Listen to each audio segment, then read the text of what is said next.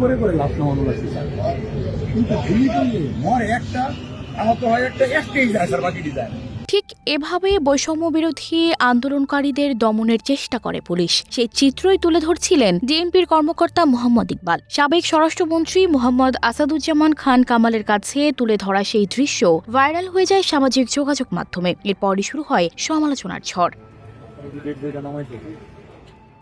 জানা গেছে, ভিডিওতে থাকা ওই পুলিশ সদস্যের নাম মোহাম্মদ ইকবাল। তিনি ঢাকা মহানগর পুলিশের ওয়ারি বিভাগে ডিসি ছিলেন। সূত্র বলছে, তাকে ডিবি হেফাজতে নেওয়া হয়েছে। জানা যায়, সোমবার সন্ধ্যায় নরসিংদীতে অবস্থিত নিজ বাড়ি থেকে তুলে নেওয়া হয় তাকে। তিনি এখন ডিএমপির ডিবি হেফাজতে বলে একটি সূত্রে জানা গেছে। বৈষম্য বিরোধী ছাত্র আন্দোলন এক পর্যায়ে রূপ নেয় সরকার পতনের গণ আন্দোলনে। ছাত্র জনতার গণ অভ্যুত্থানে পদত্যাগ করে দেশ ছাড়েন সাবেক প্রধানমন্ত্রী শেখ হাসিনা। তার আগে ছাত্র জনতাকে দমাতে ব্যাপক হারে দমন পীড়ন চালায় পুলিশ। নির্বিচারে গুলির অভিযোগ ওঠে পুলিশের বিরুদ্ধে।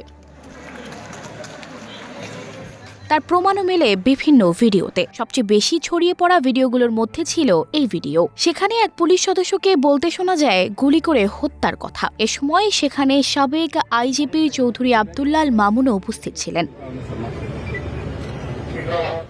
আন্দোলনের পুরো সময় মোহাম্মদ ইকবাল ওয়ারি বিভাগের দায়িত্বে ছিলেন। যাত্রাবাড়ি ও শনিরাখড়া এলাকা তার আওতাধীন ছিল। আন্দোলনের সময় এই দুটি জায়গায় সবচেয়ে বেশি ঝুঁকিপূর্ণ ছিল।